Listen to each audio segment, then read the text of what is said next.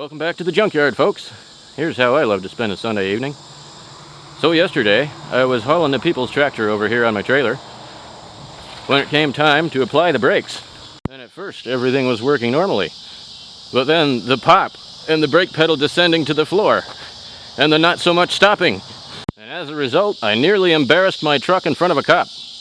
And I missed my turn and had to turn around in the neighbor's driveway. While many may be terrified of such an occurrence, if your equipment's set up properly, it's usually not a disaster. Things, of course, are to be alert, recognize the situation, remain calm, be ready to maneuver, and when trailering, have trailer brakes. It's easy to do. There's no excuse not to. Most factory-built trailers these days of any size come with some brakes on them, so you merely have to do some wiring and install a brake controller. Very little wiring. My trailer here, not being especially heavy duty, has brakes on one axle, on the rear axle. You can see the drum in there maybe. But one set of brakes is quite a lot nicer than no brakes, especially in a situation as I described.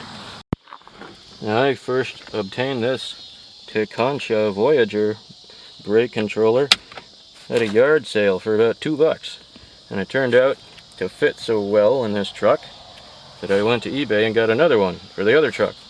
I might have paid 20 or 30 bucks for this one, I don't remember exactly. Oh no, but quite a bargain for what it does for you. It's really pretty simple. There are two knobs on this thing, one on each side. There's one to set one time for the angle that this thing is mounted at, because it has some kind of inertia sensor for detecting how hard you're trying to stop. And a knob on the other side for the strength of braking that you adjust for the load you're towing. There are very few wires involved here. There's of course a ground, a power. You want to run your own new circuit for this thing with a self-resetting circuit breaker. Something like this.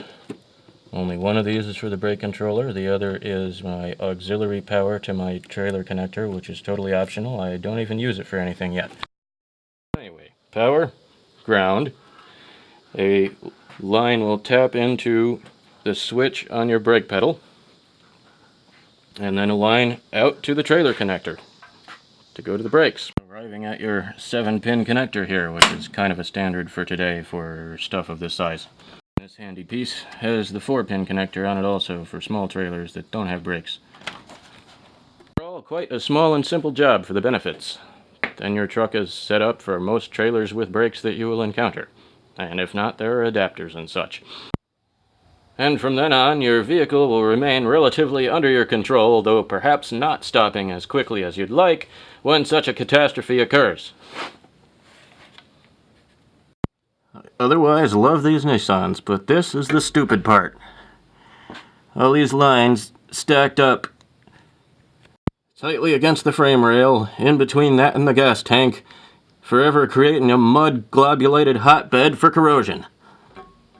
So that's what happened. I lost my rear brakes rather suddenly, but having used this model of truck for some time, it was quite expected. And the other safety part here is all modern brake systems have the front and rear systems separated, so that I still did have front brakes. However, they do not work very well when you have a large load on the back, and they tend to lock up.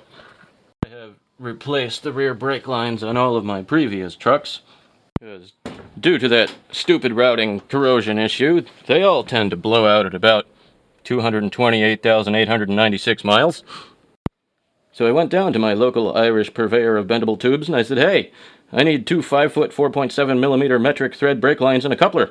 And they said, what? And after repeating that several times in very small pieces, they gave me these. One 5-foot 4.7 millimeter metric thread brake line and one 51-inch and a coupler. Who comes up with these sizes? So, will we make it? So, some of you with experience with these vehicles may know that there are originally two brake lines run to the rear of one of these due to the load sensing valve, which comes in various forms, but is designed to increase brake pressure when there is a heavy load in the back. But from my point of view, It's designed to decrease brake pressure when there's not a heavy load in the back, and then get stuck in that position because nobody ever puts a heavy load in the back. But in my world, I never drive a truck with a light rear end. I immediately bypass this valve when I get one and give full brake pressure directly to the rear, and thereby simplifying the system. You can see I've taken the lazy way of tying these lines in to the axle there, but we can now get rid of that as we'll run our new line directly to here and up to the coupler in the front. As you see, even when this flatbed is empty, with a homemade all thick steel bed like this, there is plenty of weight to keep the rear wheels from locking up under full brake pressure. The other truck always has at least 1,500 pounds of tools in the back. So I'll be running the new line in a relatively straight path and above that frame rail of corrosion there, from the spot I just showed directly above the axle to this junction here. I forget which one it is, but I'll find out in a moment.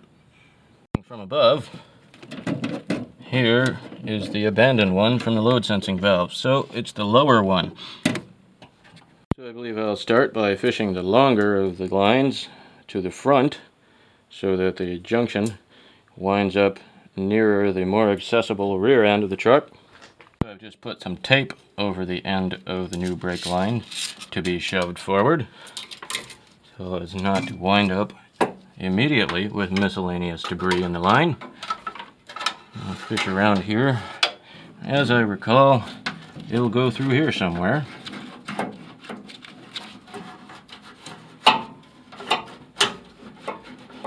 Time to go have a look at the other side. I was hitting the cross member there. Just needs to be pressed upward a bit.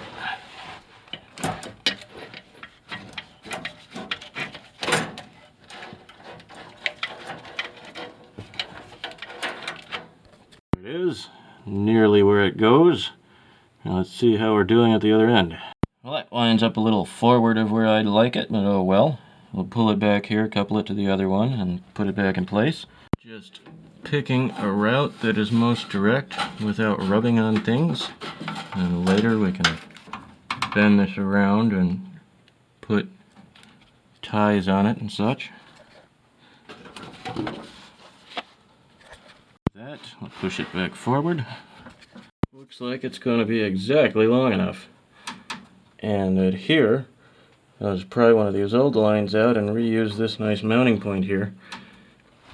So I've got a few bends to put in it, and then travel along the route here, making sure that it's not rubbing anything, and tying it to appropriate items where necessary.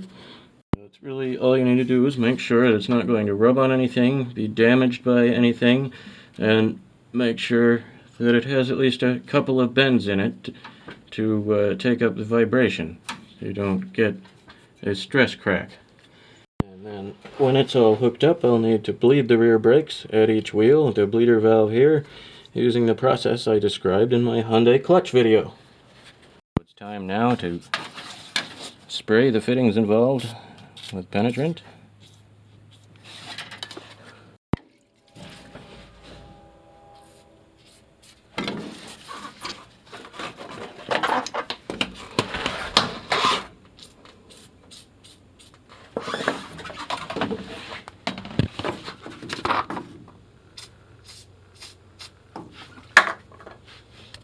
Short break to let that work, so we can come back and disconnect the front of the old line here, so we can loosely connect the new line to give a starting point to start doing the final routing of this thing and putting the little bends in it, which you can do with your fingers on this line if you're careful not to kink it.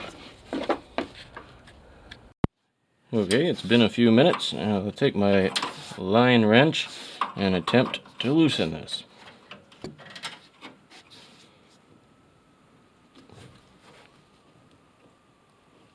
And it's not having it yet.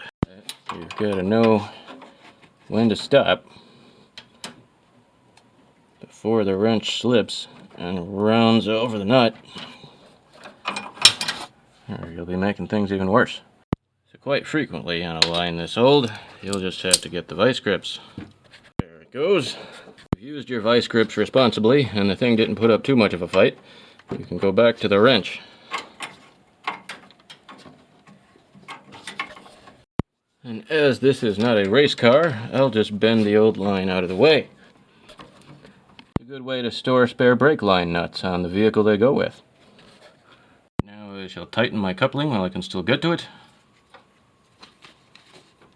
And shove it back into position and loosely connect the front. And there you go, with a couple of gentle bends to keep it clear of anything in this area. On our way to the back.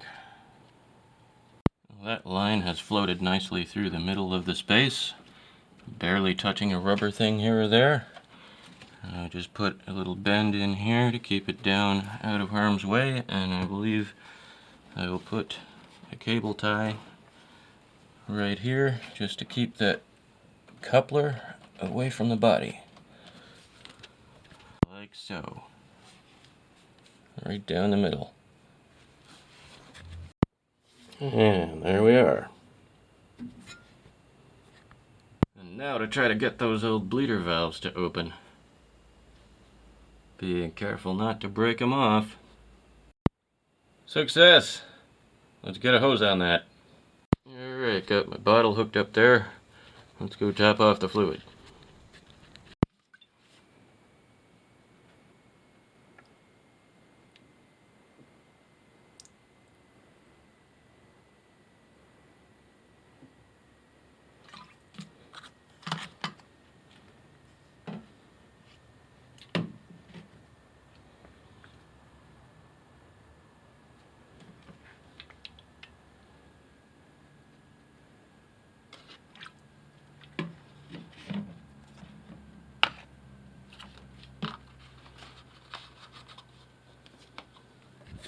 Alright, got the bleeder bottle out where I can see it here while I slowly pump the brakes.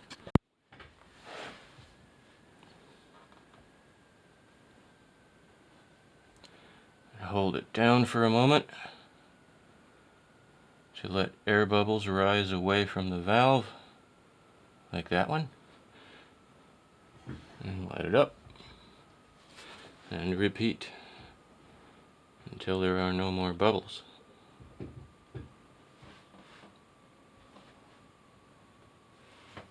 Okay, now you can see the fluid is solid in the tube and has been that way for a few pumps. Time to close the valve. And now I'll bleed the wheel that is closer to the main brake lines over there on the passenger side, where it should not take as long this time because we've already bled the line from front to back, and I'll only be bleeding the air out of the line that branches to that wheel. In this case, I don't think any air ever made it into that branch. So we should be ready to go. So let's take her for a spin, eh?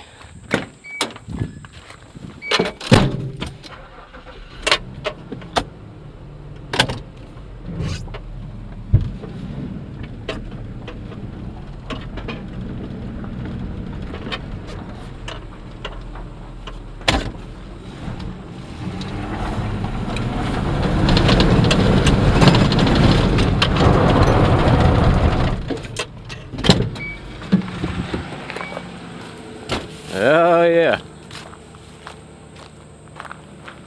Success!